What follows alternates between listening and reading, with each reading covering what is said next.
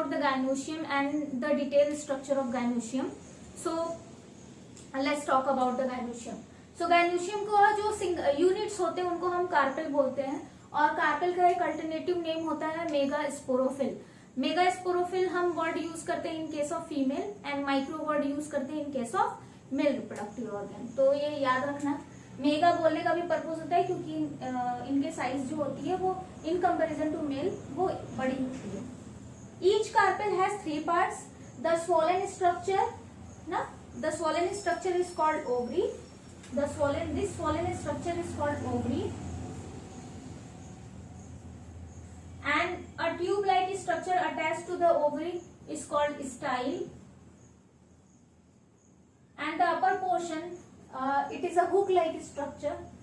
This is called stigma, and stigma is the place where pollen grains attaches and here they germinate. तो अगली class में उसको भी पढ़ेंगे कि पॉलन जर्मिनेशन कैसे होता है, when pollen come on stigma, how they germinate, what is germination, what are the types of cell ना.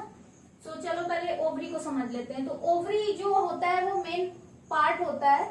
ये सारे तो हम कह सकते हैं इस तरह से हेल्प करते हैं, लेकिन ओवरी वो मेन पार्ट होता है जहां पर हमारा एग सेल फॉर्म होता है, यानी कि एक्चुअल में जो गैमेट फीमेल गैमेट होता है वो बनता है. तो ओवरी का अगर हम सेक्शन कट करेंगे तो ओवरी में हमको बहुत सारे छोटे छोटे स्ट्रक्चर्स दिखेंगे. छोटे छोटे स्ट्रक्चर होते हैं, उनको हम बोलते हैं ओव्यूल्स. ठीक. तो ये मैंने जो एक सिंगल पूरा प्रॉपर ओव्यूल बना के दिखा है. देयर आर अदर स्ट्रक्चर्स, हमको उनसे मतलब नहीं है. ओवरी के अंदर बहुत सारे छोटे छोटे स्ट्रक्चर्स होते हैं जिनके अंदर एक्चुअल में फीमेल गैमेट फॉर्म होता है. These structures are called ovule. तो ये जो पूरा स्ट्रक्चर है ना, ये this one, this is called ovule. ठीक. एक से ज्यादा ही होते हैं, आप देखोगे तो एक नहीं देखेंगे, ज्यादा ही देखने को मिलता है. ठीक है. तो इसे हम बोलेंगे ओव्यूल. नीचे बेस वाला पोर्शन इसको थैलेमस कहते हैं, ये तो पता ही होना चाहिए, थैलेमस. अब ये जो ओव्यूल है यही वो मेन स्ट्रक्चर है जिसके अंदर फीमेल गैमेट फॉर्म होता है, और इस ओव्यूल का स्ट्रक्चर हमको डिटेल में समझना जरूरी है. तो अब हम बात करेंगे ओव्यूल के स्ट्रक्चर की. तो स्ट्रक्चर ऑफ ओव्यूल, ओव्यूल को हम और क्या नाम दे सकते हैं, मेगास्पोरेंजियम. ठीक है. तो ओव्यूल का जो अल्टरनेटिव टर्म यूज किया जाता है वो मेगास्पोरेंजियम वर्ड यूज किया जाता है. चलो, तो अब ये एक बड़ा सा स्ट्रक्चर है ओव्यूल का, मैंने पहले बना के रखा है क्योंकि टाइम टेकिंग है ये सब. सो अगर हम ओव्यूल के स्ट्रक्चर को देखें तो ओव्यूल ओवरी की वॉल से यानी इनर वॉल से अटैच होता है. ओव्यूल ओवरी से जिस स्ट्रक्चर के थ्रू अटैच होता है, ठीक है, ओव्यूल ओवरी से जिस स्ट्रक्चर के थ्रू अटैच होता है उस स्ट्रक्चर को हम बोलते हैं फ्यूनिकल्स. So this is the structure जिसके थ्रू वो ओवरी से अटैच होता है. यहां देख लो, ये ट्यूब लाइक स्ट्रक्चर दिख रहा है, ये अंदर की ओवरी की वॉल है, और इसी की मदद से और कोई पोर्शन टच कर रहा है नहीं, सिर्फ यही ट्यूब लाइक स्ट्रक्चर जो है वो एक्चुअल में ओवरी की वॉल से अटैच है. This tube like structure is called फ्यूनिकल्स.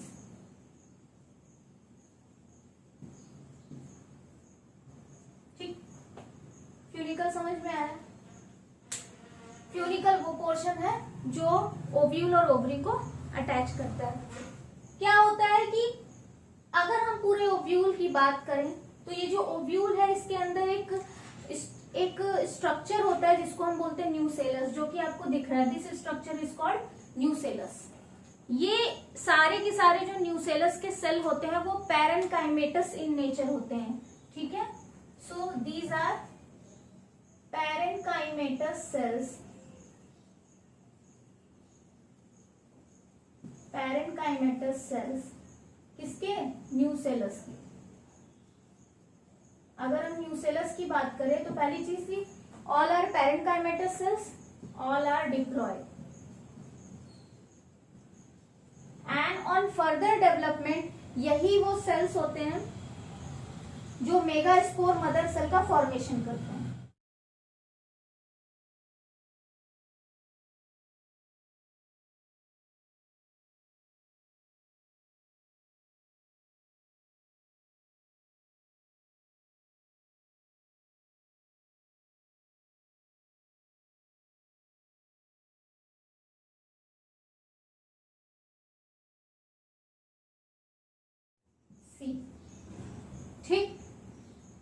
आगे समझो। तो न्यूसेलस जो है वो सारे के सारे पैरेंकाइमेटिक सेल्स होते हैं, ये डिप्लॉयड नेचर के होते हैं और यही वो मेन सेल्स होते हैं जो आगे चल के मेगास्पोर मदर सेल का फॉर्मेशन करते हैं और वो मेगास्पोर मदर सेल से फिर आगे जो है एम्ब्रियो सैक बनता है, जो हम नेक्स्ट आगे के लेक्चर्स में उसको भी मैं क्लियर करूंगी। तो एक्चुअल में जो हमें फीमेल गैमेट मिलता है वो इन्हीं सेल्स से मिलता है। तो भाई इनका प्रोटेक्शन तो जरूरी है, तो इनको प्रोटेक्ट करने के लिए इनके चारों तरफ कवरिंग होती है, ठीक है। अब ये कवरिंग डबल लेयर की भी हो सकती है, सिंगल लेयर की भी हो सकती है, हो सकता है कि कहीं कहीं पर कवरिंग हो ही ना। तो ये जो कवरिंग होती है सेल्स की, दीज सेल्स, ये जो कवरिंग हमको दिख रही है, ठीक है, यहाँ पर हमको डबल दिख रहा है, फर्स्ट एंड सेकेंड, दो लेयर दिख रही, first and second. In layering को जो कि कवर करते हैं न्यूसेलस को, इनको हम बोलते हैं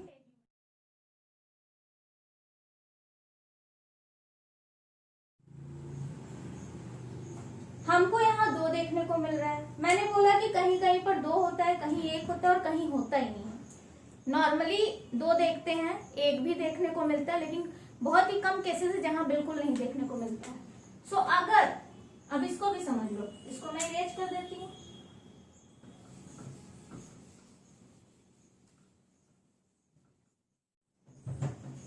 ठीक है, types of ovule on the basis of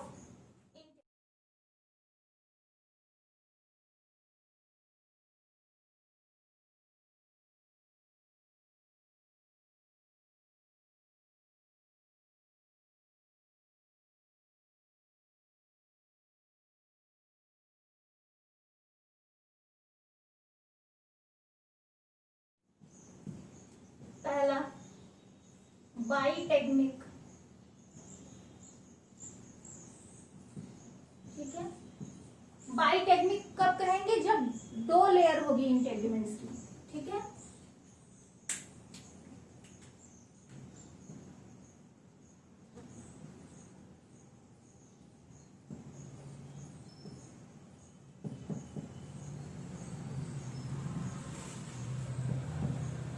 to layers of integuments.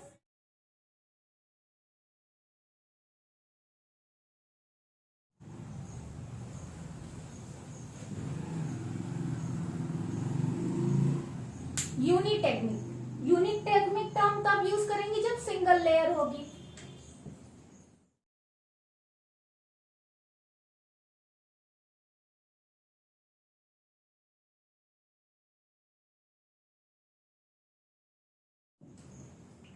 Now last term अनटेगमिक।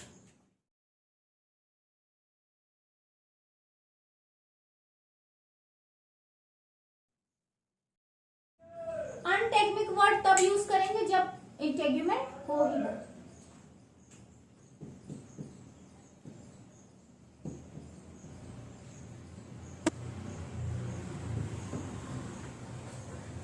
ठीक है, इतनी बात क्लियर हुई? इंटेगुमेंट समझ में आया? अब आगे बात करते हैं। कुछ पोर्शंस ऐसे होते हैं जहां पर इंटेगुमेंट नहीं होता, बहुत छोटा सा एरिया। तो जहां पर इंटेगुमेंट्स नहीं होते उस एरिया में एक पोर सा बन जाता है, उस पोर को हम बोलते हैं माइक्रोपाइल। इस एरिया को यहाँ पर देखो इंटेगुमेंट नहीं है, न्यूसेलस का वो एरिया जहां पर इंटेगुमेंट नहीं कवर किया रहता है, एक पोर जैसा एरिया, उसको हम बोलेंगे माइक्रोपाइल।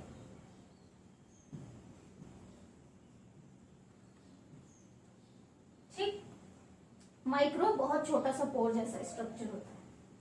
अब वो एरिया जहां से इंटेगुमेंट्स स्टार्ट होते हैं, ठीक है, न्यूसेलस के ऊपर का वो एरिया जहां से इंटेगुमेंट्स स्टार्ट होते हैं, लेयरिंग स्टार्ट होती है, ठीक है, इस एरिया को यहां से स्टार्ट हुई है और ये एरिया तो फ्री बचा हुआ है। दिस एरिया, या इसको ऐसे भी समझ सकते हो कि माइक्रोपाइल के जस्ट अपोजिट वाले एरिया को हम क्या बोलते हैं? चैल्जा। बट मेन अगर डेफिनेशन बोले तो इंटेगुमेंट जहां से स्टार्ट होता है, जहां से उसकी लेयरिंग स्टार्ट होती है, उस एरिया को हम क्या बोलेंगे? चैल्जा।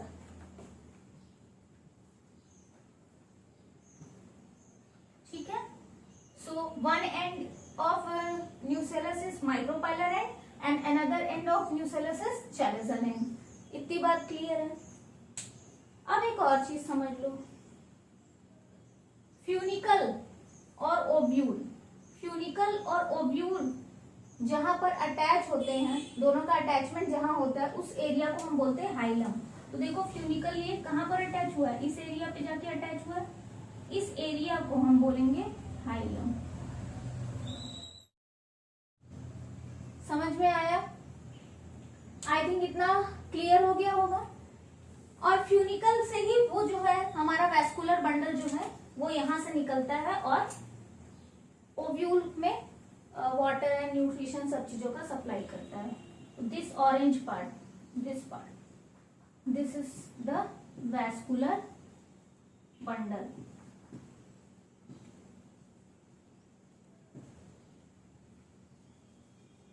ठीक, अब न्यूसेलस के बारे में एक कुछ चीजें और समझ लो। ठीक है, चलो तो दो टर्म समझ लो और, क्रैसिन्यूसिलेट and क्यूनिन्यूसिलेट।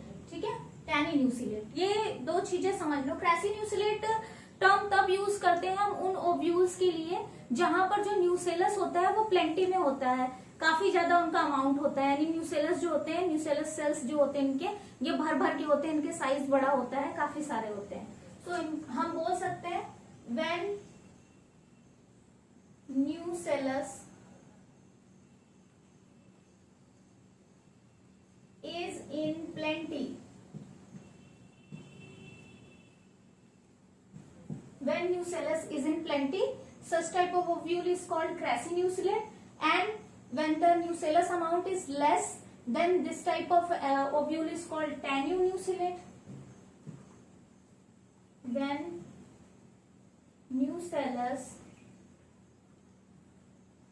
is less, then such type of ovule is called tannunucellate. एक और बात समझ लो, देखो नॉर्मली क्या होता है, नॉर्मली ये होता है कि जो न्यूसेलस होते हैं वो जब एम्ब्रियो का फॉर्मेशन होता है तो कुछ पहले तो वो मेगास्पोर, मदर सेल वगैरह बाकी चीजें एम्ब्रियो सैक और बाकी सेल्स बनाने में खत्म हो जाते हैं। उसके बाद उनका आगे और भी काम होता है, वो न्यूट्रिशन प्रोवाइड करते हैं। ठीक, अगर न्यूट्रिशन प्रोवाइड करने के प्रोसेस में वो पूरे तरह से खत्म हो जाते हैं, लेकिन कुछ कुछ ऐसे केसेस देखे जाते हैं जहां पर वो एम्ब्रियो के फॉर्मेशन में न्यूट्रिशन प्रोवाइड करने के बाद भी सीड में कुछ नंबर ऑफ न्यूसेलस सेल्स बचे रह जाते हैं। तो जहां ऐसे सीड, ठीक है, जहां पर न्यूसेलस परसिस्ट कर जाता है, रह जाता है, उस तरह के सीड या उस तरह के केस को हम बोलेंगे पेरिस्पर्मिक सीड। ठीक है, तो ऐसे सीड को हम बोलेंगे पेरिस्पर्मिक सीड, पेरिस्पर्मिक सीड। ठीक है, पेरिस्पर्मिक सीड वर्ड तब यूज करते हैं जब न्यूसेलस जो होता है वो रिमेन रह जाता है, यानी कि